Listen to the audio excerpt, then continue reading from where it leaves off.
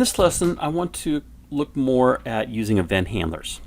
And specifically, I want to examine how we can have multiple objects share the same event handler to reduce our amount of code, and also look at a common mistake that happens when we try to remove an event handler from our code without doing it properly, and how to fix that error, but then also how to do it properly. So for this lesson, I'm going to go back to the project we created in the previous video, in which we modified the back color of the form using the this keyword, and we programmed 3 different colored buttons to change the background color, as well as an exit button. And just remind you, I'm going to go back and look at the code here. So we had our btn red, in which we set the back color of this, which was the form itself, to the back color of that button. We did the same thing in the blue and the yellow button, and we had our exit button where we used this .close. I want to be able to code all 3 of these using the same piece of code to reduce our code. So I want to get rid of these 3 event handlers. And a common mistake is simply come in here and highlight it and delete it. And when I do that, you'll notice that down here we now get an error. And if I look at that error, I'm going to scroll this up a little bit. It tells me form 1 does not contain a definition for btn yellow _ click and no accessible extension method. Btn yellow.click accepting a first argument of type form 1 can be found. This error is coming up in the file form1.designer.cs. Now don't confuse that with our form1.cs design tab.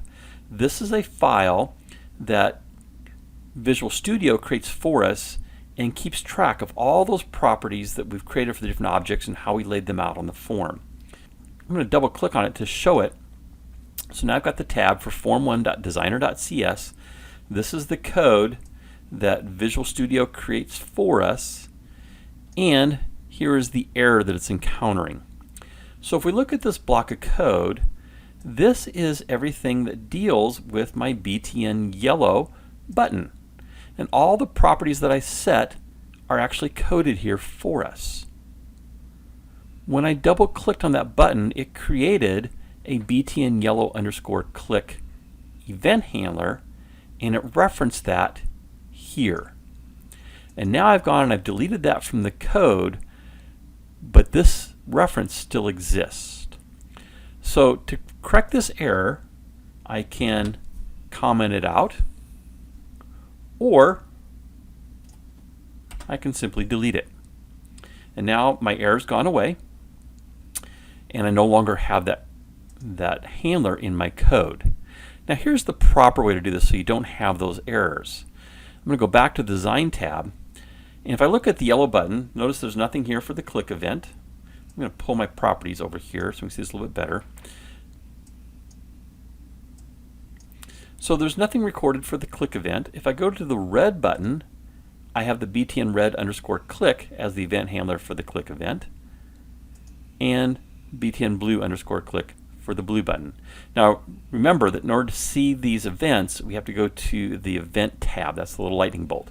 Otherwise you're looking at your properties. So I'm here in the event tab.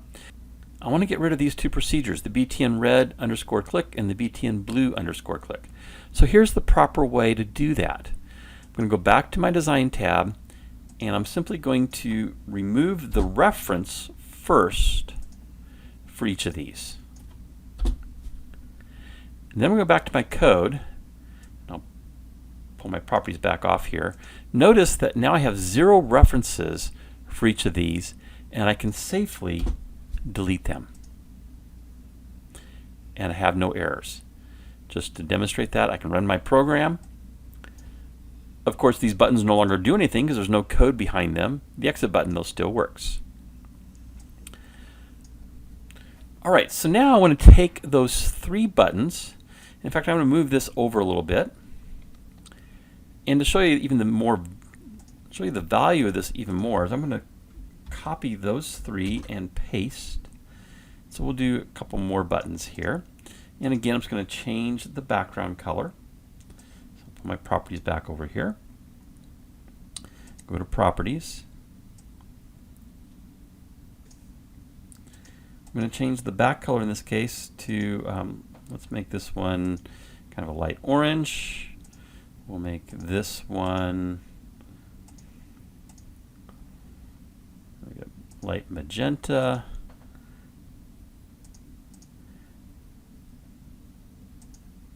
and this one will do a light green. And I'm going to go ahead and name those. BTN orange, BTN magenta, and BTN green. So I want to create an event handler that will handle all 6 of those. I can create one event handler for one button and then add the others to it. So to demonstrate that, I'm going to select this button, go to my events. I'm just going to call this event handler change background. Press the enter key. And again, I'm going to get rid of my properties panel. And I now have this change background. Remember, this name I could name anything, but it is still handling the click event of that red button. Now we have some parameters in here. Object sender, comma, eventArgs E. Sender is the object that is causing this event handler to run. It's the object that was interacted with. The E is the arguments about the event. It's information about the event itself. In this case, I want to use the sender object. And it is recognized as an object. It could be a button, it could be a text box, it could be a label, it could be the form. But I know that in this case, all of these are going to be buttons. And I'm going to cast sender as a button into another object. So I'm going to create a button object. I'm just going to call it my button equals, and I'm going to cast sender as a button. What I'm doing with that statement is I'm telling Visual Studio, I promise you the only objects that will cause this to run are going to be buttons. I'm guaranteeing that sender is a button. And by doing this, my button takes on the value of that sender object and has all the properties of that sender object. So now I can say this, remember that refers to our form, dot back color equals my button dot back color. Well, let's see if that worked. And it did work. So here's the great thing about this. I can go back to my design tab and I'm going to select these other 5 buttons with a shift click, or you can take your mouse pointer and just drag a box that captures all 5 of those. In the event properties, I'm going to go to the click event, look at my drop down list. I'm going to link those to change background. And now if we go back to our code, we will notice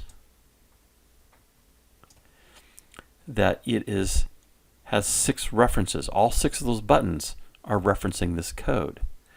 And regardless of which button I click on, that's going to become my button because it's going to be the sender. So I'm going to run this again. There's the red button, blue, yellow, orange, magenta, green, and the exit button. And my code now, rather than having 6 different event handlers, all 6 of those buttons are handled by one. And that reduces my code and makes it that much more readable. Now I'm going to come back to here and show you another way to do this. We can do all 6 at the same time. So again, I'm going to select all of these. And I'm going to get rid of this click event. Go back to my code, and now there's 0 references. And to save some time, I'm going to copy this line of code because we're going to use that again. So I cut it. And now I'm going to delete this. Okay, so here's the other way to do this. I can do all 6 initially. Select all 6. In my properties, I'm going to go to the click event, and again, I'm just going to create a new event, change back color. And just so you can see this is a little bit different, I'm going to call it change back color 2. I press the Enter key, and I now have change back color to with my sender and eventArgs.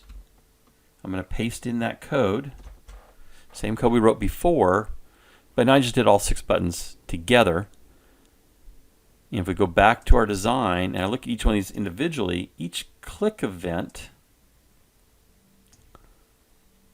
has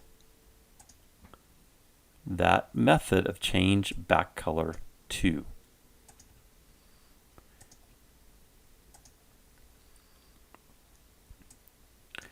Okay, let's run this so you can see that it worked. Red, blue, yellow, orange, magenta, green.